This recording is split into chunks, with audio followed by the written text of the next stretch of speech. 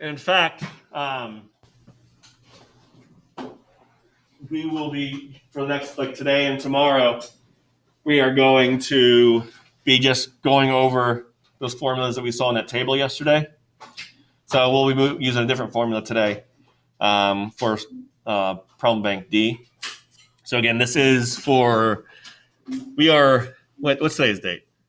Wednesday, September 23rd. So today's an A day. Trying. All right, so you need to see it up on the board, right? People at home can see it right now. You can't.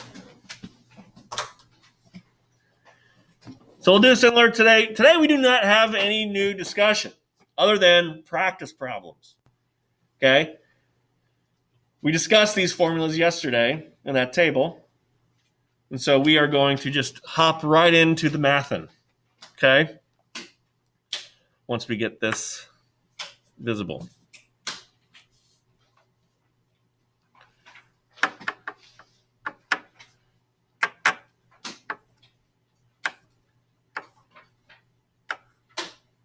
Oh, I'm already on the feet. I'm on the wrong one.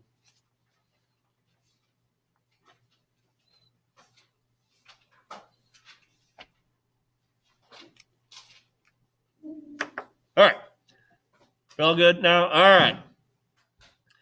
So now for this particular set of questions, we are looking at velocity and displacement with constant acceleration. So just before we get going, if we look at this little statement right here, okay? So this formula, which is right here, okay, that my arrow is on, is useful for not only finding the displacement of an object moving with constant acceleration, but also for finding the displacement required for an object to reach a certain speed or come to a stop. For the latter, so for this, you need to use both this equation as well as this equation. So we're going to be kind of using two equations today on this central part of the table. All right.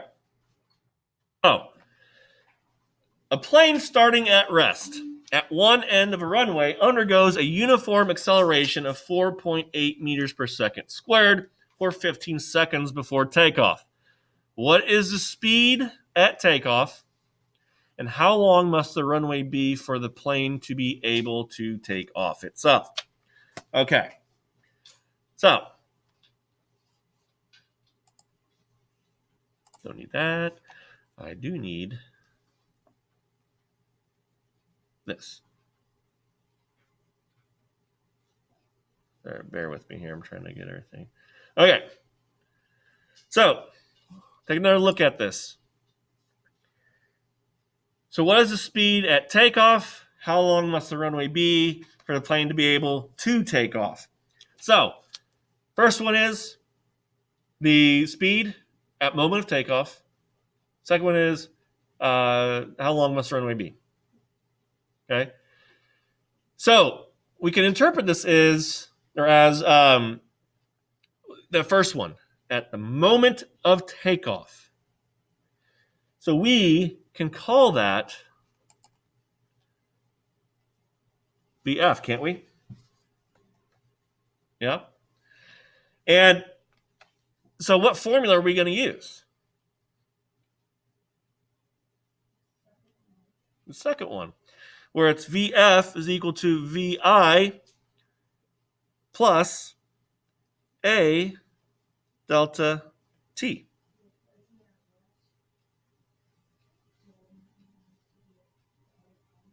So it could be used on the right column, right? And so you can just have that, right? You with me here? So if we go back into, those of you who are like, what? What she was saying is, since the plane starts from rest, this whole right column is to use when the object starts from rest. And so this is the formula we need to find for our final speed. Look, we don't have to include the VI there. So that's where she was getting that from. So we have acceleration times delta t. Okay? Now we know we have to solve for this. Okay? We'll address the second part of this question momentarily. Let's stick with this first one. Okay? So we know the acceleration is 4.8 meters per second squared. And we know that it takes 15 seconds for this to happen. So my VF is going to be 4.8 meters per second squared times 15 seconds. Excuse me. So our final speed at the moment of takeoff should be 72 meters per second.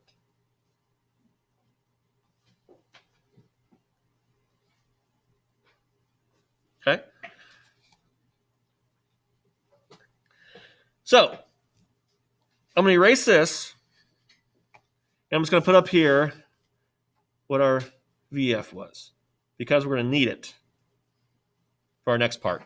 Now that we've figured out the final speed at the moment of takeoff, we need to figure out how long of a runway is required for this scenario to take place.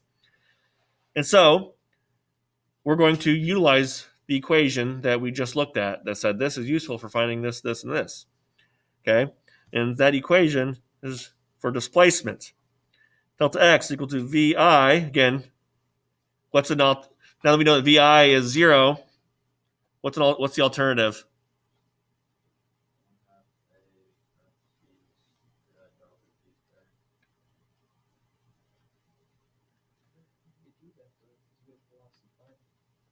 What's that? You can use a much simpler equation.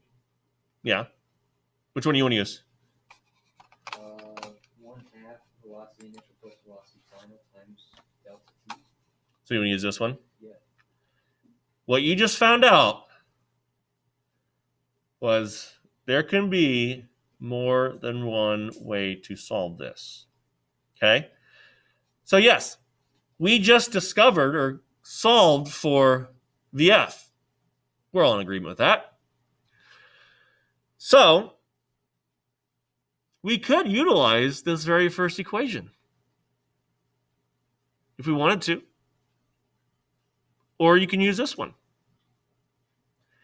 It all equals out to be the same. But for today, we're going to use this new one. Okay? So good eye there. So as long as something works and you have the right variables, use whatever you want. Okay? You're finding out very quickly now that a lot of things are going to be interconnected and you have more than one way to solve for them. So we're going to go back and just use it just because we haven't used this one yet. We're going to use this one. So again, A is going to be 4.8 meters per second squared. Time is going to be 15 seconds. Putting this into our equation, 1/2 times 4.8 meters per second squared multiplied by 15 seconds squared. Now, how many sig figs should I report my answer in? 2. Very good. So I want you to check my work here. Okay? When I put this into my calculator, I get 500 and, well, I don't get 540. I rounded to 540. Okay? So I want to just to double check, make sure I didn't make an error. Does it exact? Okay. It's been a moment since I've calculated this. Okay. Sweet. All right, so we've answered both questions, okay? Final speed was 72 meters per second. It takes a total of 540 meters to complete this scenario. What I want you to do now is open up your textbooks to page 55. 55.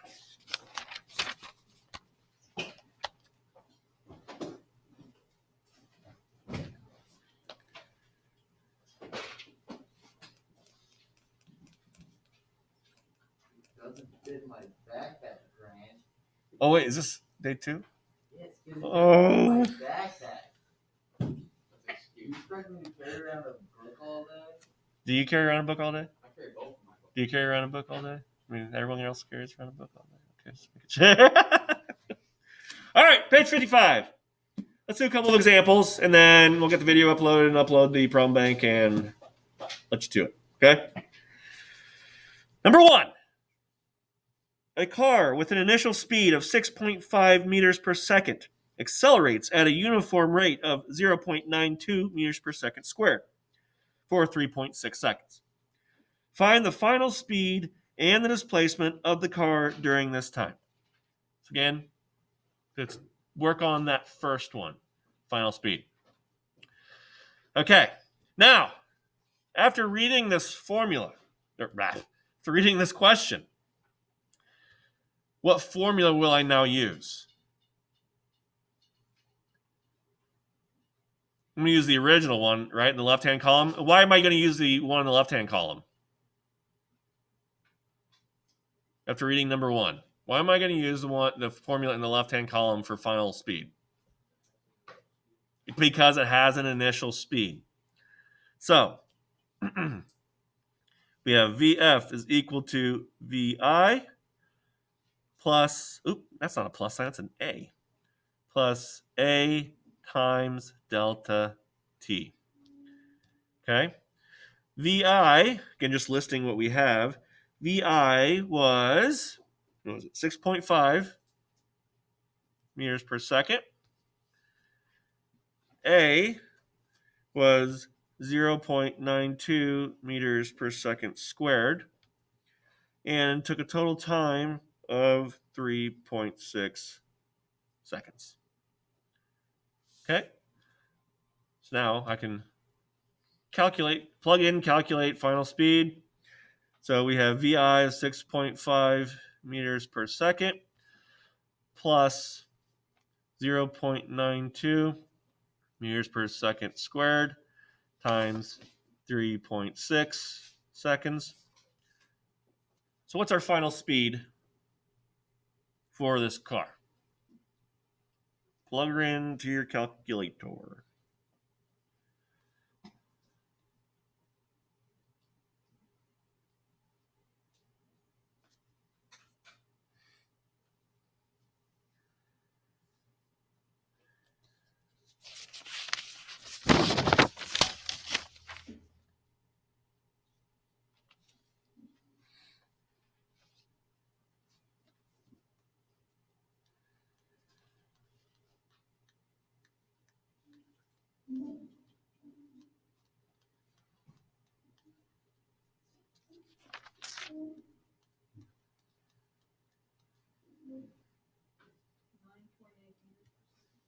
.8 meters per second.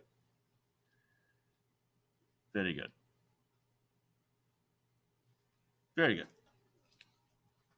So car will be traveling at 9.8 meters per second at the end of this scenario. Now, the second part of this question says, what's the displacement? We actually have more than one option on how to solve for this. Okay? Because what do we know? Well, we know, if I can get this to work, we know that we now have a VF. We just calculated it. We have a VI. We know our time. So give me one example of a formula that we could use. The very first one. We could use this very first one if we wanted to from yesterday. But we could also use this third one. Now, when would be a good time to, for sure, use this third one? If you're unsure on your first calculation or you don't know your final speed. I really like how you said that first one, though. You're unsure of your first calculation. So if you're just kind of like, I don't know, then you have an option. You can use this one where you don't have to use your final speed calculation. Okay? So you can use either one. Okay? Now, in your case, though, which one would you probably prefer to use? I'm in the same boat. I mean, there's a lot less going on in the first equation than there is here.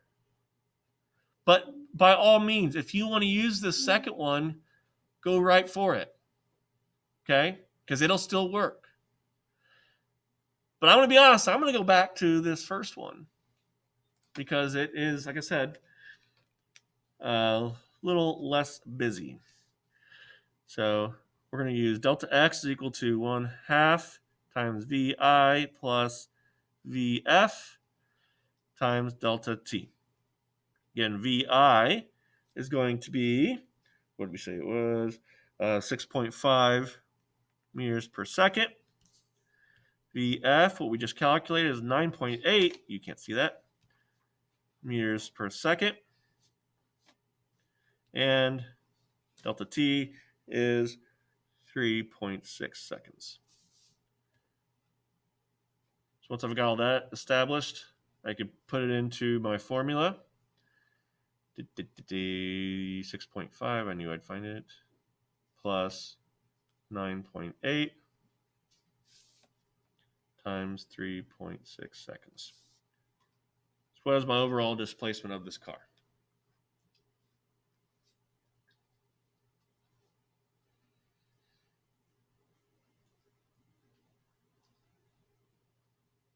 No book. Per second.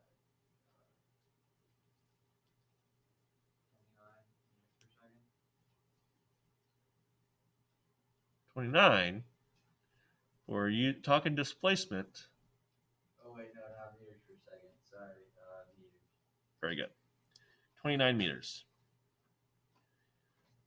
And before I let you loose, let's just do that second formula here. Okay? So the second formula, just to double check, so that formula that we could use, what was it? Delta x is equal to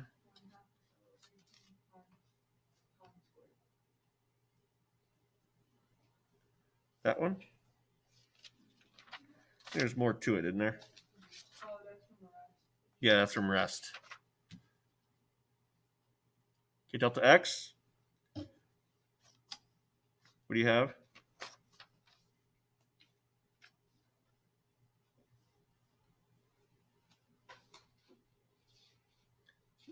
VI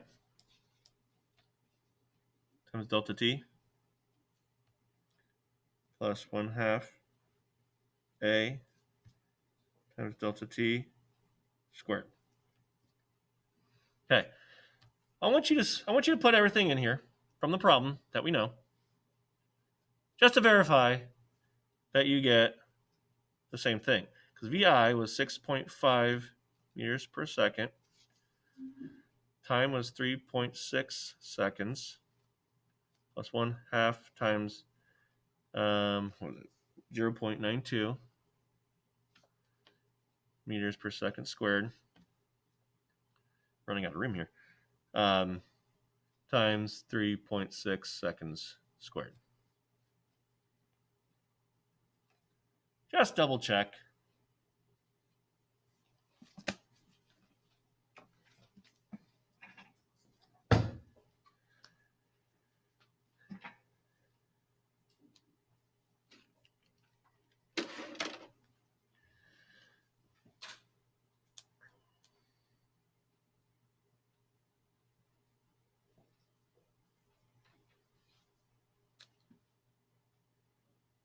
You get the same thing? Yeah. You still get 29 meters. Okay? Questions?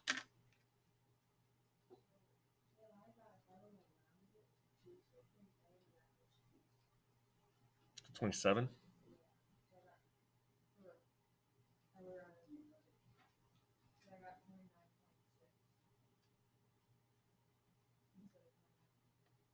You got 29. So there is maybe a slight difference. Okay. And that's fine. And that's why I say show your work for all math. That way I can go back and see how you had it set it up. Okay. So that'd be okay. Okay. All right. So what I'm going to do is, if you just give me a few moments, I'm going to stop the recording.